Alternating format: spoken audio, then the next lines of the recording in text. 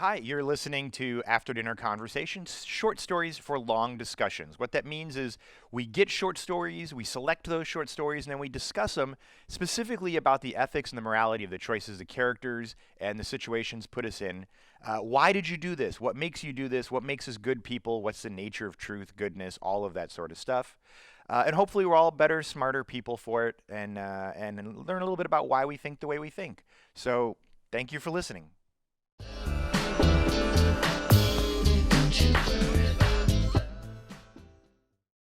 Welcome back once again to After Dinner Conversation, short stories for long discussions. I am your co-host, Colby, here with... Hi, I'm Ashley. And across the internets without Jeremy is...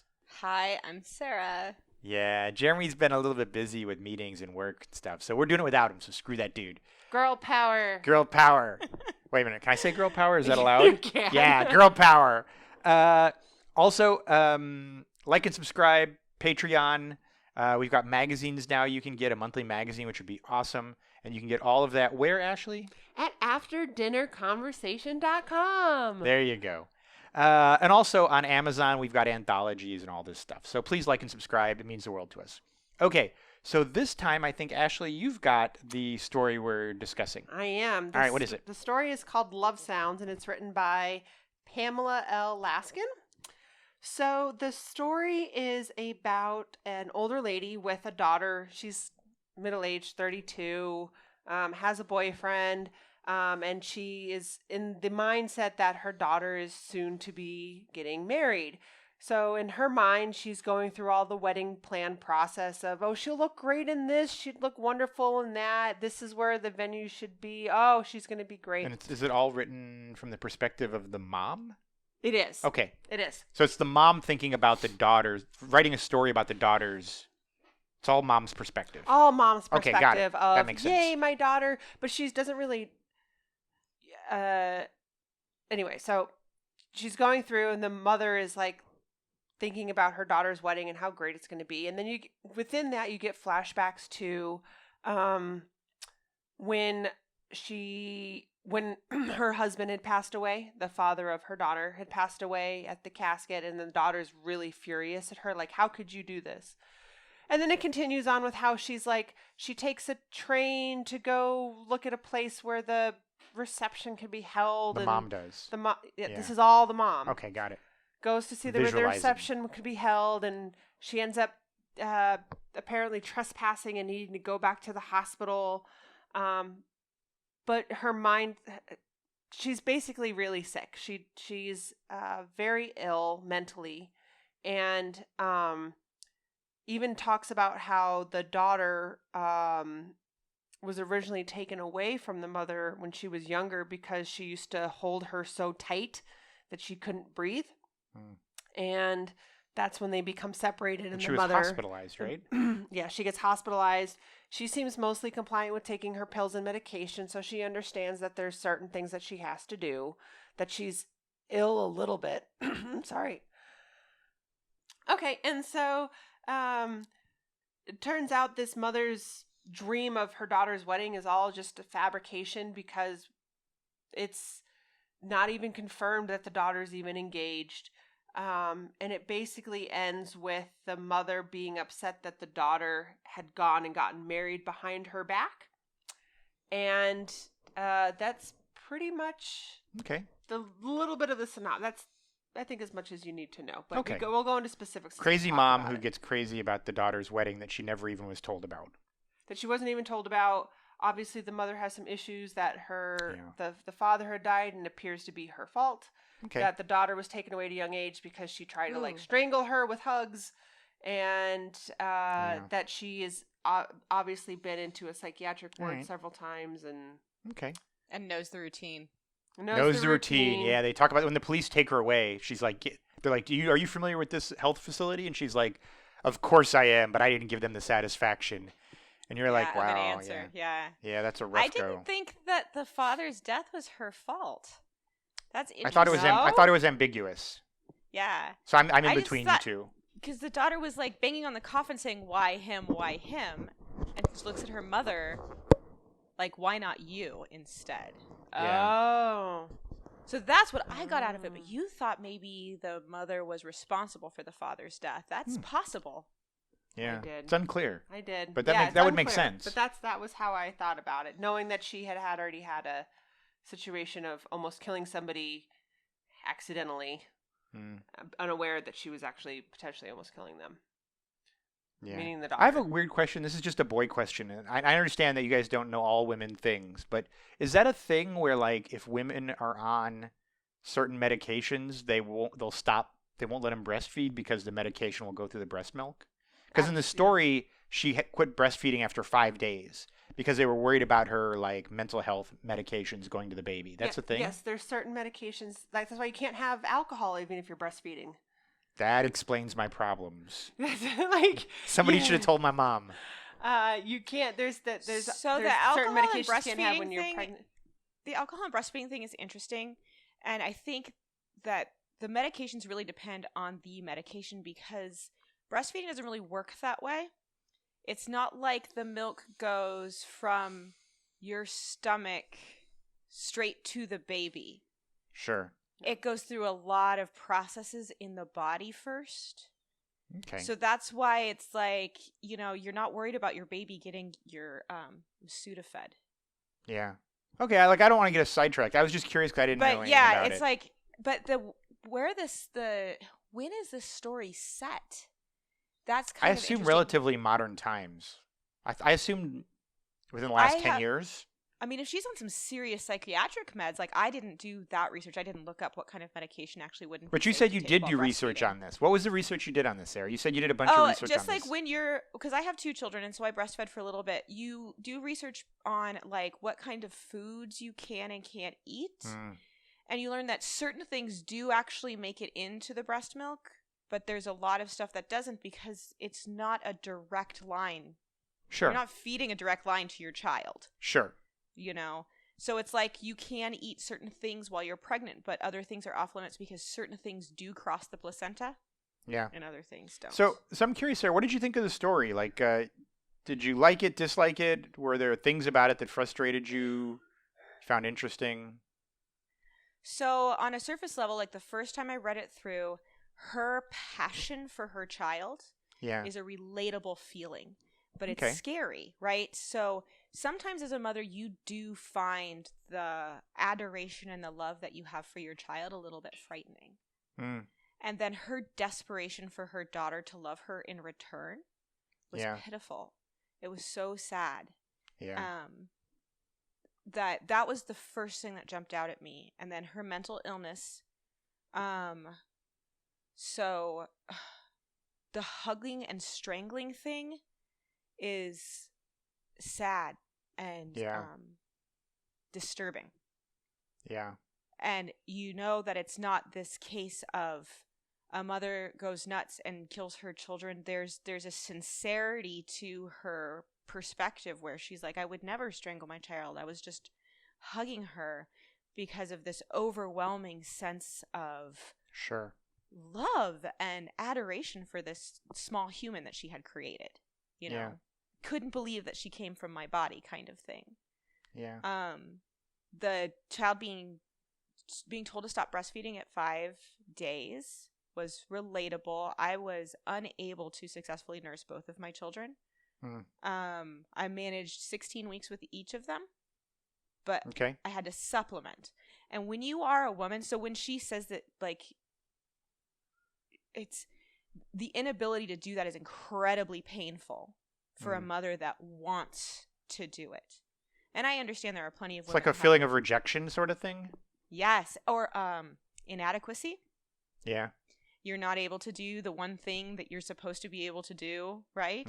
And there's plenty of women that have no desire to breastfeed, and that is totally fine. But if it's something that you want to do, you probably thought about it for a really long time, and then to suddenly find that you can't, or that somebody's telling you you need to stop doing it, that's got to be incredibly painful. So that led me to look up postpartum depression.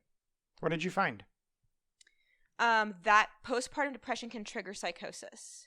Oh, I think I've heard that. But especially if there's a history. So it sounds like maybe she was on medications for something like bipolar disorder. Yeah. Some like really strong medications before she was even pregnant with this baby. So if after she had this baby, she had some triggering episodes, the strangling thing doesn't seem quite so far-fetched anymore, does it? Mm-mm. That was sort of my take on it too, is I assumed that she had been, you know, maybe struggling and maybe on some medication, but she was well enough that there was a guy who thought that she was fine, that married her, that had a kid with her, and that up until that point, you don't get like maybe it was a rocky marriage, but it seemed to be that her mental health issues were reasonable and well contained, and that Yeah, it all well really managed. started well managed. That's a great phrase. And that a lot of this started to happen after the child was born, and that's where the downhill starts, and that's where he has her institutionalized within just a few years. Which is from his standpoint, it's got to be a really hard thing to do as well, right? Like you never get the dad's perspective, but to have your wife institutionalized and like I don't care who you are, that can't not affect you. And so yeah, and then it seems like she's, throughout the story, she's like at 60% capacity, where she's aware and she's certainly observant, but she's sometimes overly observant or wrongly observant or overlays her own sort of mental health issues into the conversation. Like one of the ones that I thought was interesting, and it was just a throwaway line, but I thought it was a telling line, is she said, "I was so excited to find the wedding venue that I went and danced under the sky, and I was still dancing there in the rain even when the police showed up." Meaning that if you took it from an outsider's perspective rather than from her perspective as a narrator, she was probably dancing around an open field like a crazy person. Like they were unable to stop her from dancing. They were unable to like calm her down. They were unable to interact with her. They probably were talking to her and she just wasn't hearing it, which is why she isn't narrating that. And that when the police showed up, she was just dancing in a field in the rain, unwilling to deal or interact or anything with like people. That is a crazy person. That is a person with some serious mental health issues. But to her, it's such a throwaway line in her version of the events that I thought that was a really good literary choice, but I also thought it was very telling as well. Right. And I felt like everything leading up to that is a build up to a psychotic break. Yeah. So she keeps talking about her daughter, and she's constantly seeking the approval of her child. Yeah. Constantly wanting to do things that are going to please her daughter. So she's convinced herself that this wedding is being planned, and so she really wants, and she's looking for cues from her daughter all the time. She's talking about, oh, when she's like this, she does this. Yeah. When she's like this, she does this other thing. It must be true that she's planning a wedding because she's watching her weight. And the weight thing is another thing I want to talk about.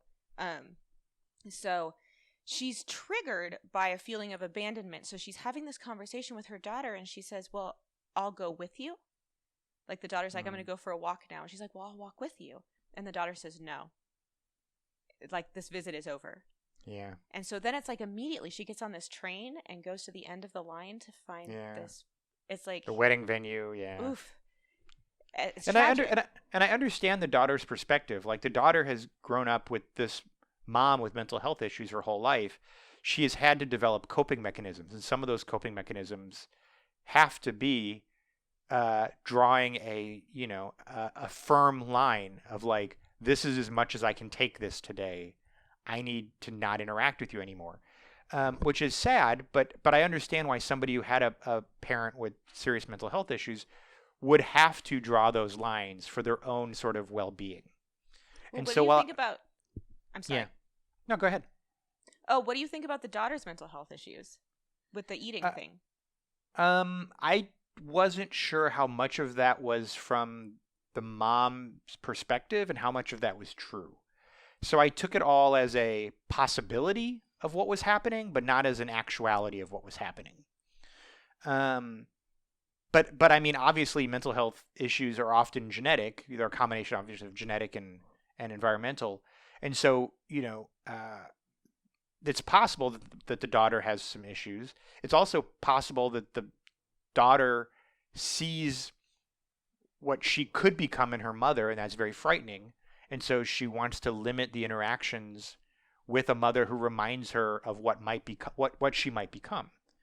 So from my perspective, if I would love to know if the mother was going through therapy and was like talking through all of her thoughts. Like if this was my mom and I could read her thoughts like that, and knowing that this has been constant since the day that she was born, I saw it as an obsessive compulsive disorder thing. I'm like, you need to eliminate that daughter from this woman's life because this is an unhealthy relationship.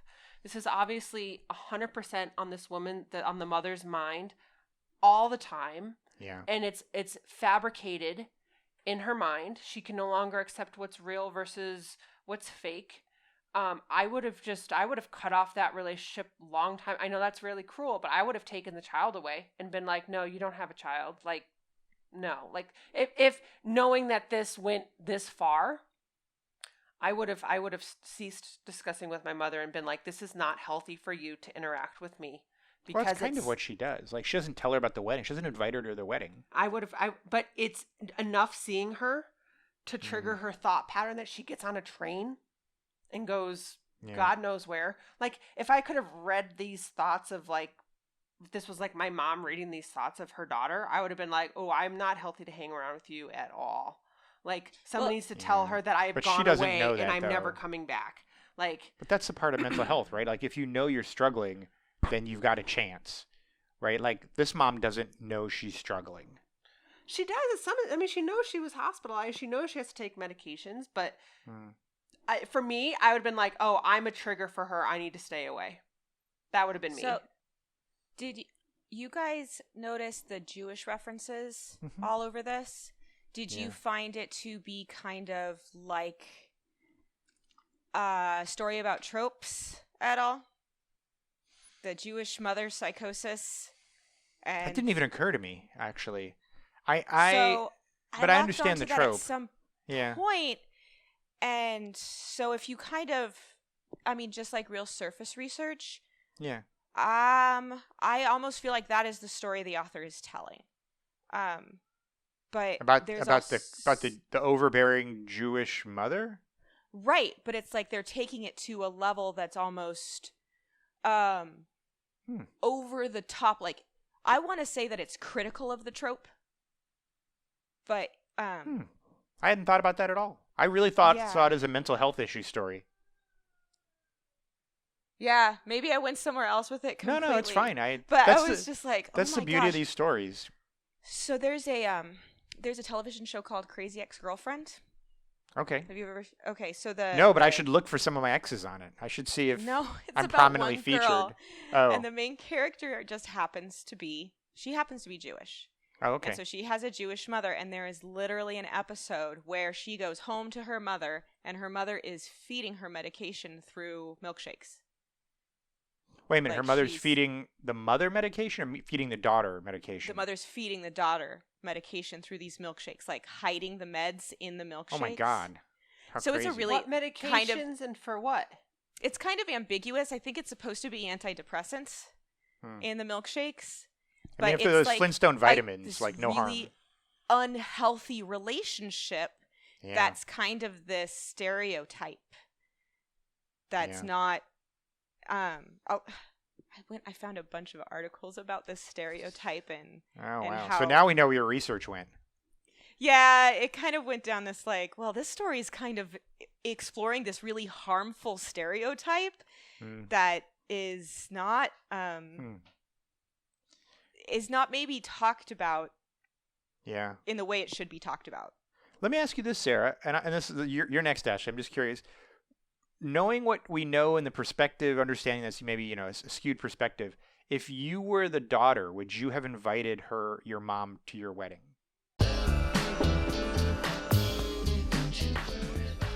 Hi, this is Colby, and you are listening to After Dinner Conversation, short stories for long discussions, but you already knew that, didn't you?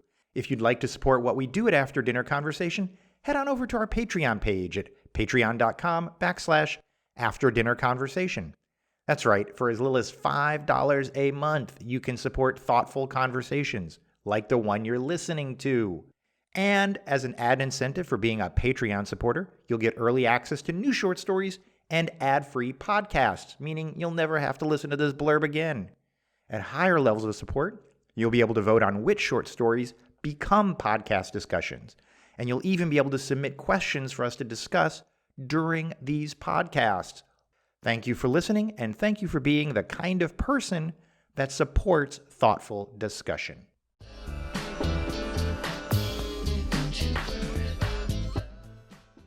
Knowing what we know in the perspective, understanding this maybe, a skewed perspective, if you were the daughter, would you have invited your mom to your wedding? Knowing that she's probably going to have an episode and be absolutely insane at your wedding. Would you have invited her anyway? I don't think it's fair to compare myself to the daughter. I think that there's no way I could put myself in this daughter's shoes. That's fair. That's a very mature statement. Yeah, there's no way I could put myself in her shoes. I can't imagine going through my wedding without.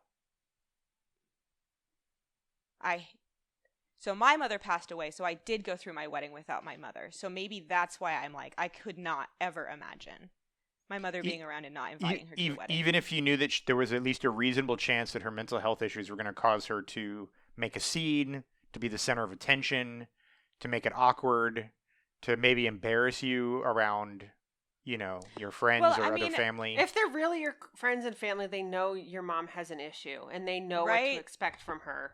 If they really are your true friends and family. That was my perspective on it too. Ashley, don't you feel like you would want to think that you had a better relationship with your mother than this girl had with hers? Like you would have been able to navigate this with more sensitivity and knowledge than this daughter seems to be approaching her mother with? I'm more of a step back. Like if this was my mother and I knew this was her thought process and how obsessed she was with me, I would have stepped away. Really? I would have cut her out. You wouldn't I would have have invited been her to the like, wedding. this is not healthy. No. Well, first of all, who even cares if the mother's there? No one else was there anyway. So it's not like she's just excluding. We don't know that her for mother. sure. We only know that she was told that.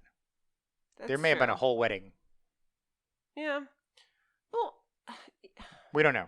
I don't know. If I would have known that there's somebody in this world that's this obsessed with me and trying to control my life, and especially this mother's intention is not what's best for her daughter, it's because she wants to see her daughter be a certain way. She wants her daughter to have a granddaughter. She wants to rule her daughter's life. I would have been like, no, I'm not following your dream for me because it's what you envisioned me being. She even talks about what her dress would be like at her daughter's wedding. Exactly. So this was all about her. It was never about the daughter.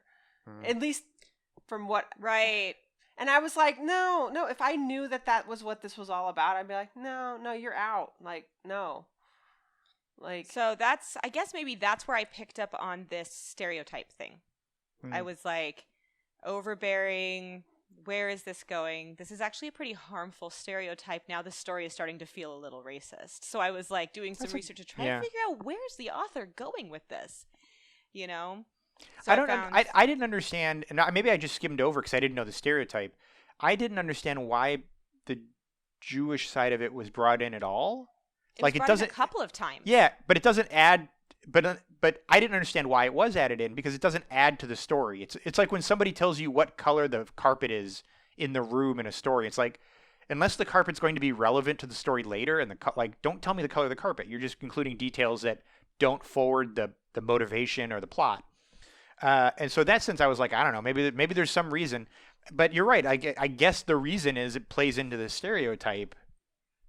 Or is meant to at least demonstrate it in a way. I think it was to elevate it because I think across the board, there's always this mother who wants to be involved in their daughter's wedding. It's something they think about since their daughter was born. And then you elevate it a little bit more where the mother's more involved. Okay, now she's turning to be the crazy, mother at the wedding. Yeah. And then you have to be able to rationalize the mother's behavior. They add in the Jewish factor to be like, And oh the no, mental it's a health full issues. cultural thing. And Yeah. then they added now it's a mental health issue thing. So I think they did it just to kind of keep raising that bar and for you to keep rationalizing her behavior. And that's why in the end, like after doing all of this research and finding out how far these stereotypes have been taken, not just of the Jewish mother, but the Jewish daughter as well. Because the anorexia thing is definitely a stereotype of the Jewish girl.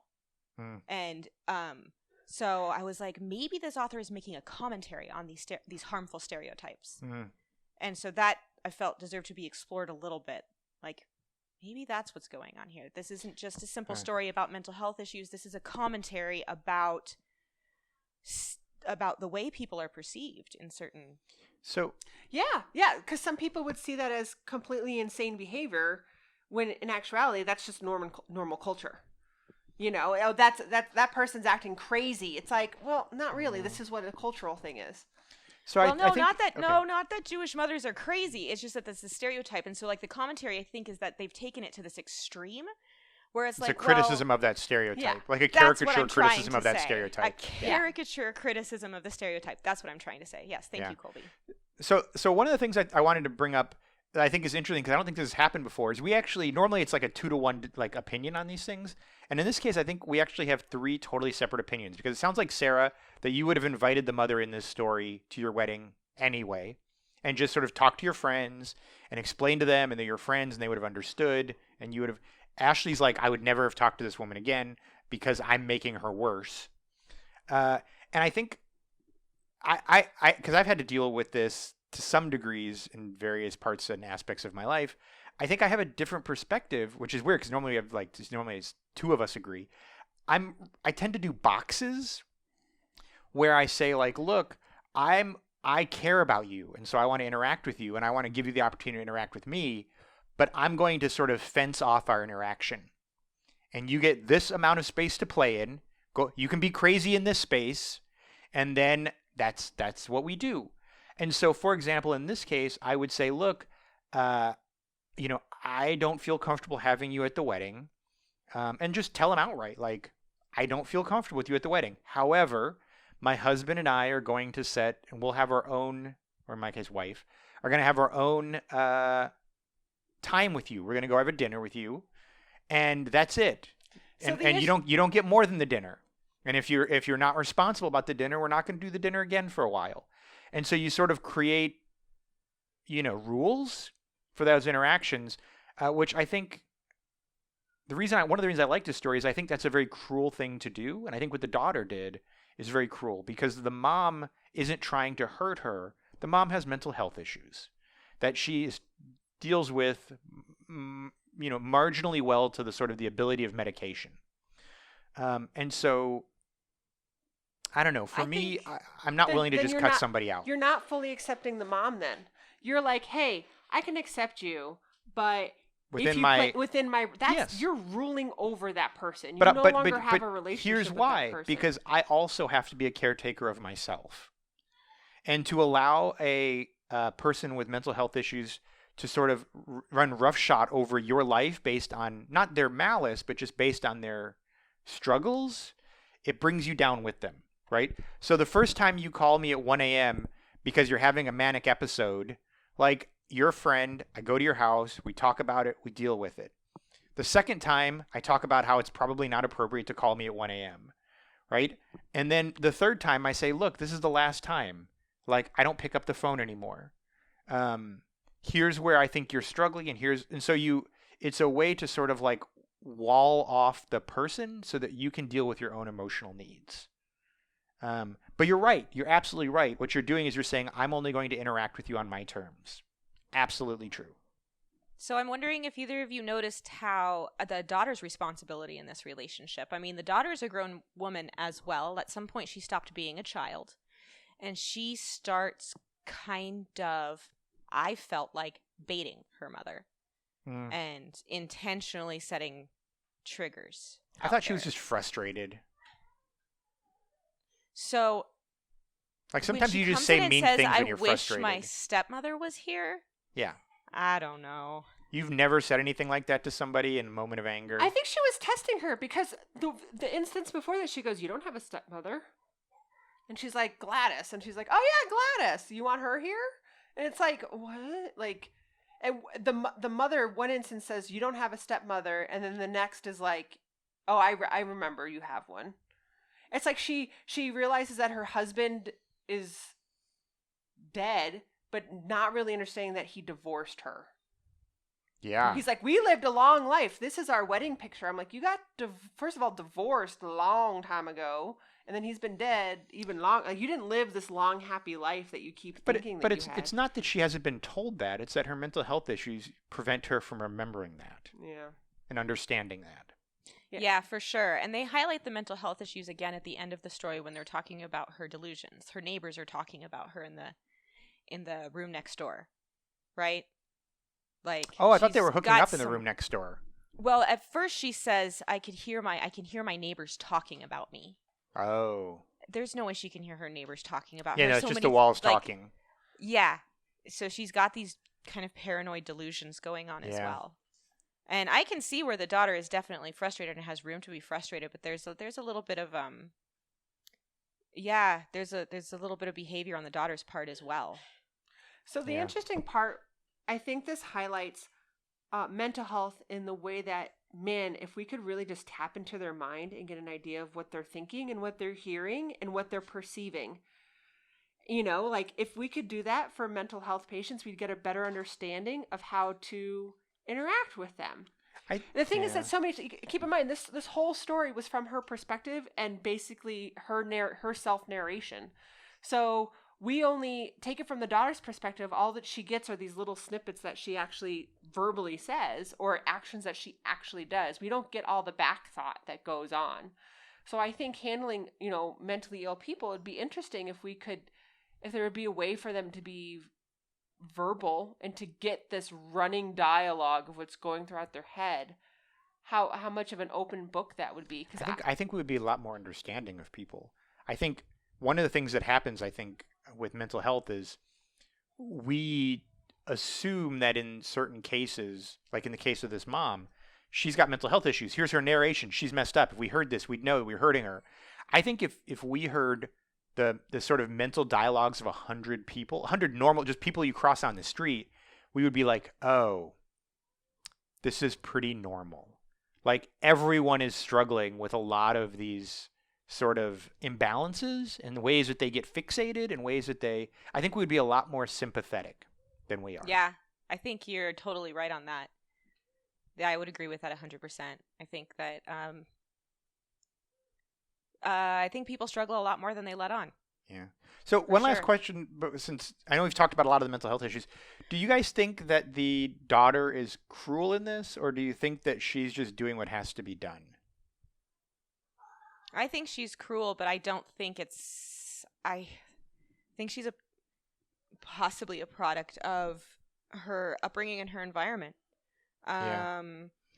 But I think her behavior is cruel. Yeah. Yeah. Do you think you think she should have invited her to the wedding then? You think yes? Not in the situation that she created. Like the daughter kind of created this situation where it was impossible for her to bring her mother to the wedding. Fair enough. I think you need more than that. Ashley, what do you think? Daughter cruel? Or cruel for not cutting her off totally? I don't.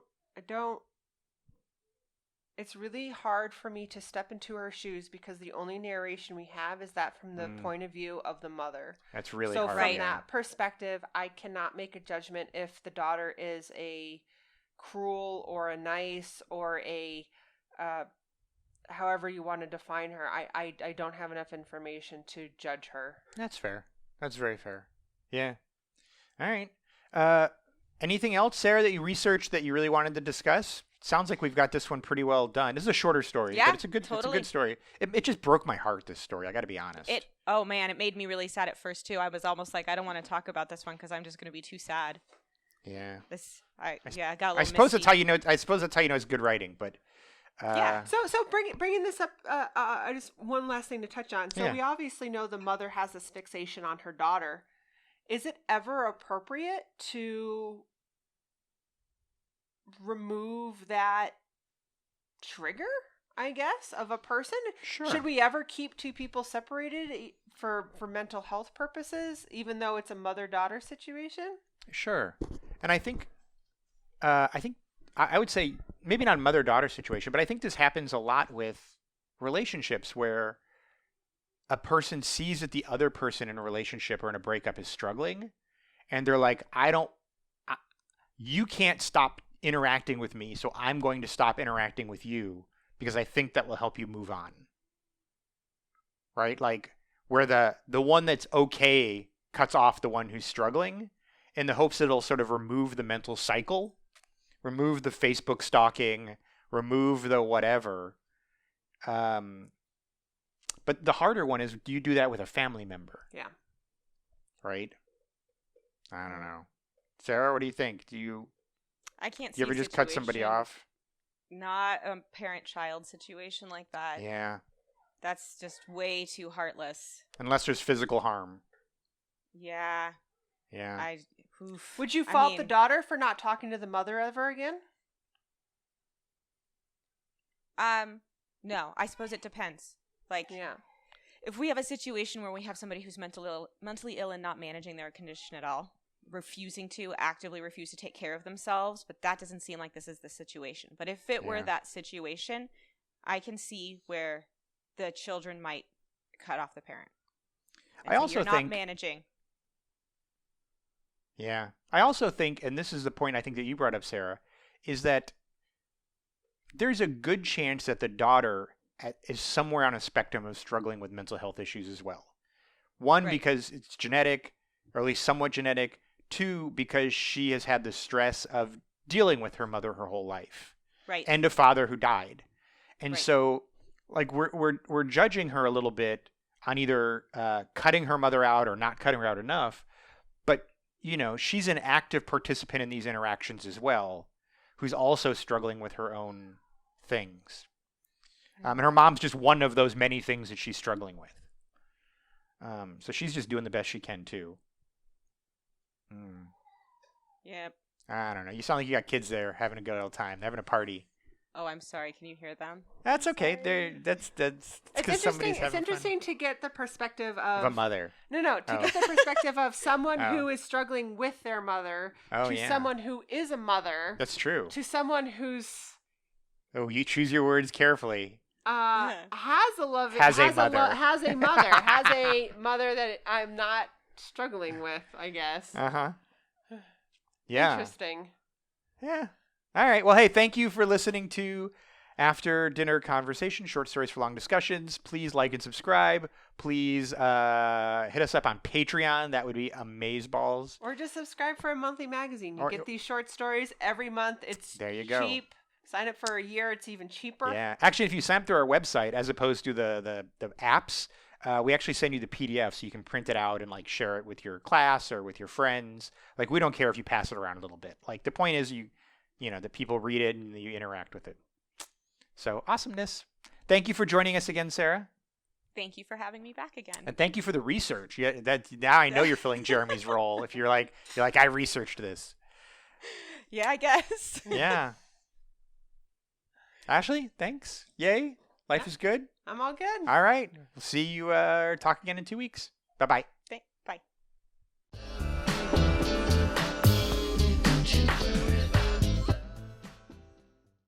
If you've enjoyed listening to this, please like and subscribe.